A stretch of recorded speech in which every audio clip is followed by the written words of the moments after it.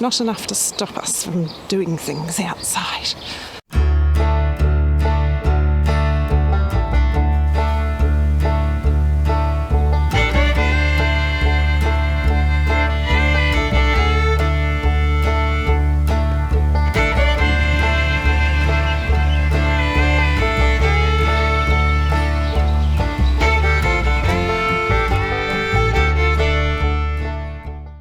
Hey guys, welcome to Wild Hope Homestead. I've been working on the front plot, getting a second row cleared and ready for more of our brassica seedlings, broccoli, cauliflower, cabbage, collards, kale. I've still got a lot out there ready to get more of those fitted in the ground.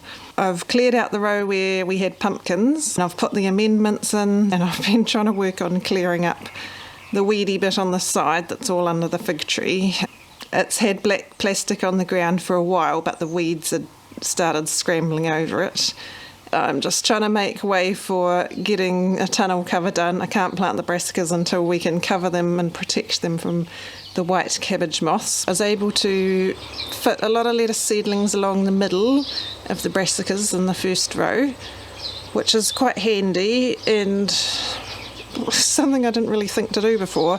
We went to visit a farm recently, an organic veggie farm, and they plant their rows quite tightly with different varieties of vegetables. And so their brassicas, they had 2 rows of brassicas like us, but probably slightly closer together, and then they had enough space for rows of something else along each edge and through the middle. So they had daikon radishes, lettuces, coriander, I think. So they had faster things that take up less space or just are ready to harvest sooner, planted amongst the brassicas, and then once those were all harvested, by then the brassicas would be big enough to fill in the space and help cover the ground to stop weeds and have enough space for them to grow. So, like in my raised bed garden, I've been planting things a lot more closely these days, both veggies and flowers. I kind of pack things in a bit more because even though, like tomatoes, I plant them with spacing of 50 to 60 centimetres apart, usually, and that gives them like 60 centimetres is a good generous amount to allow the roots enough space to grow, to get good big plants. But that doesn't mean that you have to have nothing in a 50 to 60 centimetre diameter around them. You can definitely plant things with smaller roots like lettuces and flowers and things, different crops that have shallower roots, or just take up less root space, like root crops, I guess, like long radishes or carrots, that kind of thing. It's not going to be like a mat of weeds that's going to take up all the tomatoes' space. They can definitely coexist with each other and cover the ground to help stop weeds. So I've been doing more of that in the raised bed garden, but I hadn't really thought to do that amongst brassicas that I have out the front. So that was a good thing to kind of think about, and the lettuces really needed to go in, so they should be happy in there now, and they've got the bonus of being covered, so even though the white cabbage moth caterpillars don't really get them so much, other caterpillars do, and slugs, so hopefully the netting will help with that. So here's where we're at in the front plot. The first row of brassicas with the tunnel cloche is over here, and this is the row that we're working on now, the 4th row. Down this end, this end is where the ones in the Yates organic seed mix have ended up. Both the tiny little broccolis and the tiny lettuces. These tiny lettuces here were the same variety, planted at the same time as these ones here, but these ones were planted in the Dalton's organic seed mix, and these little tiny ones were planted in the Yates organic seed mix. So I've planted those closer together because I don't know how well they're going to do, and because they're so small, it's better than throwing them out, just put them in closely together and see what happens. So yeah, very happy with how this is going so far. I think I've got out enough to be able to get the tunnel done nicely. I realised that before measuring out spacing for the hoops and the rebar, I actually needed to tidy the row up. So, I mean, the path. Here's the path that goes between the two rows.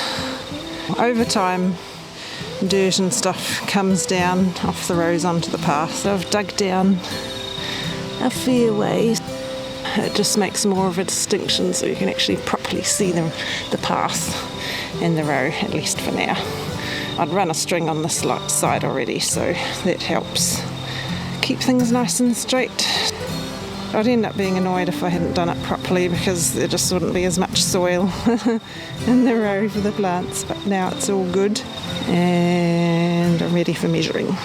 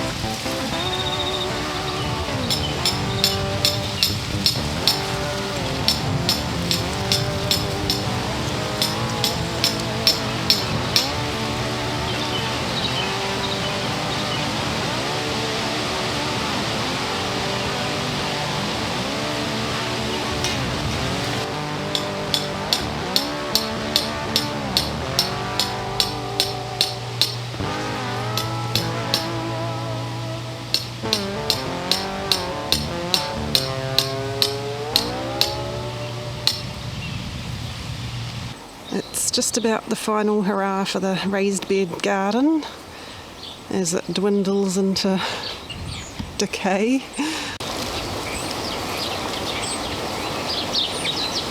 I need to save some more seeds off this sunflower.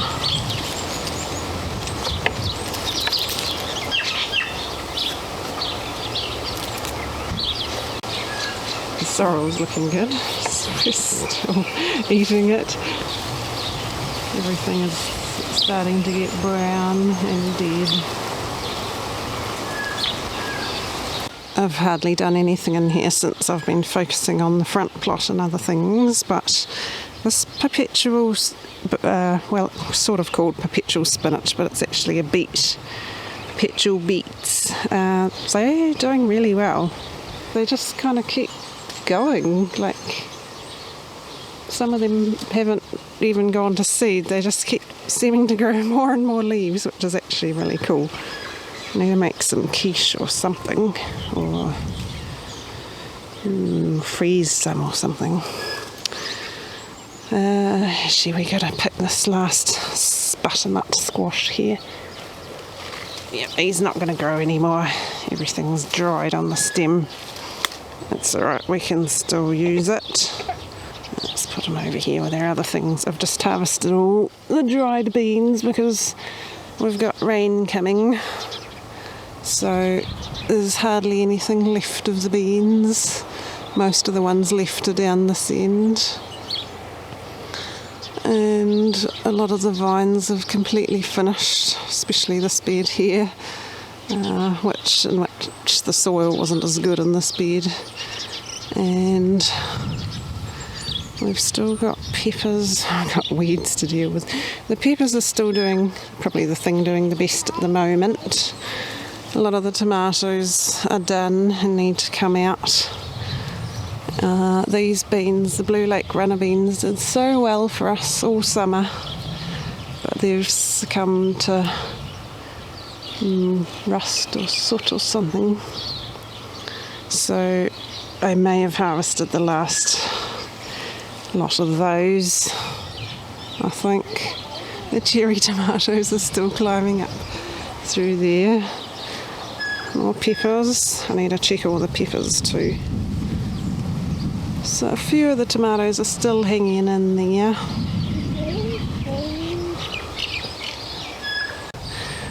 The ground cherries, I need to remember to keep checking the ground cherries because I know Angus has been eating some.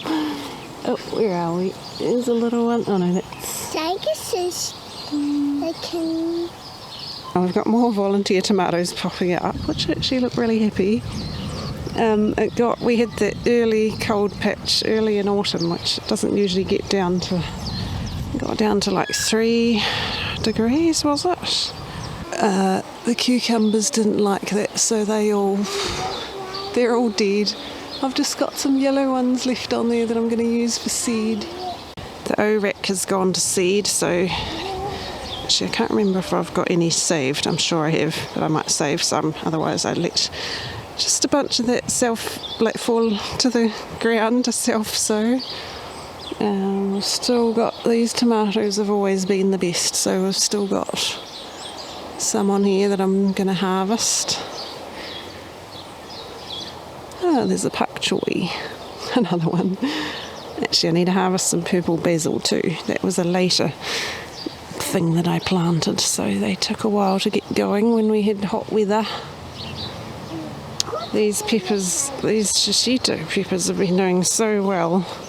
It's just hard to process them all because they're not very big, so they're kind of fiddly. Takes a while to chop them up, but they do taste good. Just a bunch of cucumbers. Most of those actually gherkins left on there. Where are my giant yellow ones? Uh-oh, that one's fallen off. Oh, I better get that one before it goes rotten. Look at the size of this. This is one of the ones that got left early on. And I was like, oh well, that can be for seed. That's a huge gherkin. That'll provide plenty of seed. There's another one down there, and there's another one there that's quite yellow, so there'll be no shortage of gherkin seeds. You want to carry it, it's pretty big. We've got more volunteer tomatoes popping up over here. And these ancho peppers, is it ancho or mulatto peppers? Those are getting pretty big.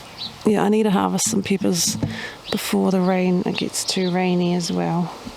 We've got some significant rain coming, and it's already very muggy. It was 18 degrees outside this morning, and it's supposed to be a low of 18 tonight. So the plants, it'll be good for the plants, I guess, but the rain won't. Lots of rain is going to be the end of some things, so depends how much rain we get, but any beans that are left may just turn soggy and mouldy. We definitely need to get the tomatoes off, so harvesting first and then getting back to the front plot to spread out barley straw mulch and finish the tunnel cover on the 4th row and get the brassicas planted before the rain.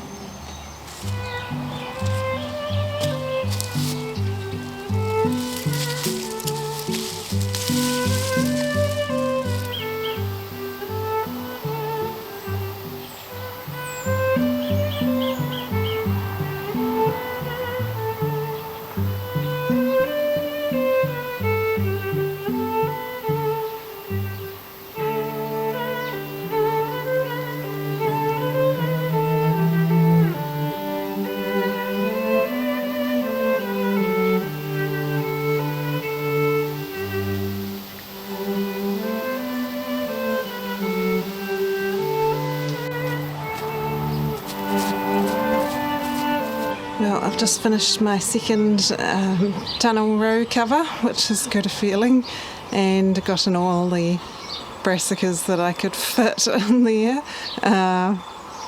All together with the 2 rows, I've planted maybe half the brassica seedlings I've got. I don't know, I'll have to count.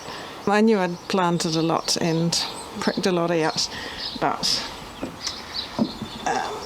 I wanted to grow a lot because we use a lot, so, and I've got plenty of space in the raised bed garden, which I was always planning to plant some of them in there. I just have to clear some old crops out and things. So I've been going under the gun trying to get everything finished with the second tunnel this week before the heavy rain arrives, because there's a storm rolling in. Some parts of the country have got it already, with a lot of wind and rain. We'll have to wait and see how the tunnels perform in wind and heavy rain tomorrow. So far it's been cloudy and gloomy and very humid all day, but so far we've only had light rain, so not enough to stop us from doing things outside. So here we have our 2 lovely tunnels. Let's go back to the first one. I did change the end. I kind of had the ends just stuffed up and rocks put on them, but I realised it was better if I kind of pulled them into a centre. The thing is, I've put them in a big knot. I don't know if I can get a weed mat pin. Can't actually get a weed mat pin over that.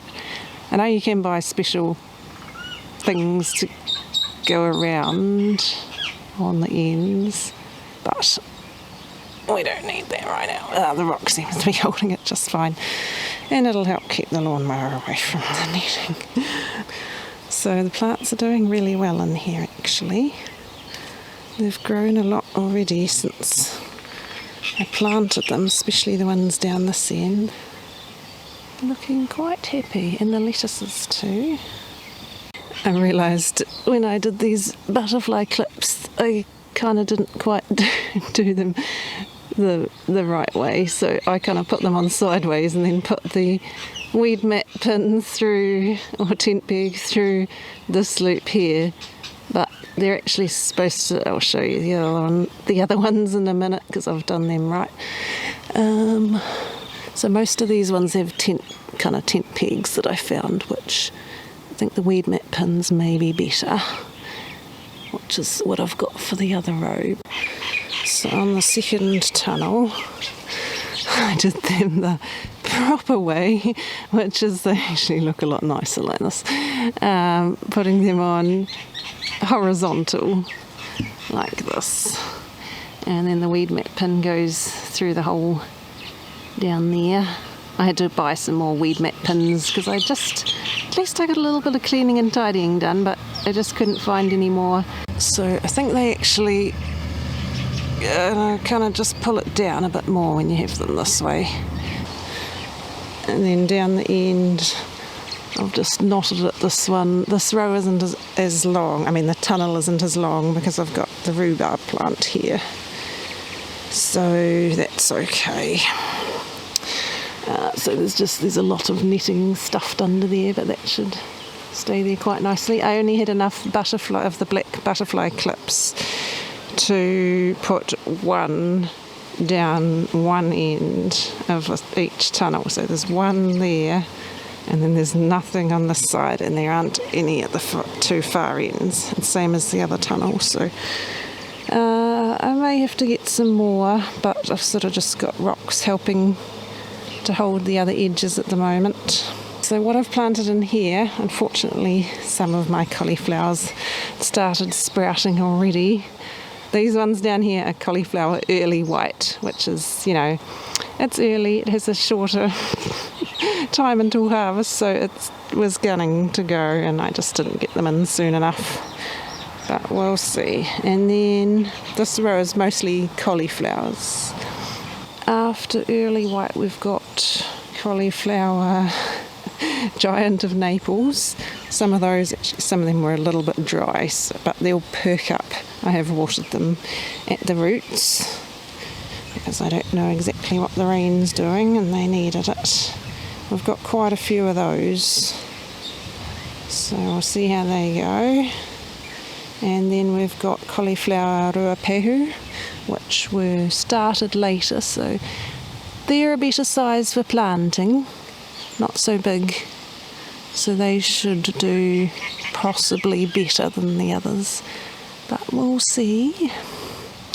Some of them are spaced a bit closer than is ideal, but I was just trying to fit a significant number of things in here. And then we've got a little mishmash on the end, so we've got 2 collards. I've got more of those. I've got more of all of these things to plant in the raised bed garden. And then we've got 2 kales, and then we've got 4 red cabbages, Scarlet O'Hara, at the end. Just to have a bit of something different, and because the red cabbages do look nice. If I'd thought about it a bit more, I would have planted some red cabbages in this one too, but oh well. We have purple sprouting broccoli at the front, so that will add a bit of colour. Thanks for joining us in today's vlog, guys. Choose to grow hope, and we'll see you next time. Bye. Bye.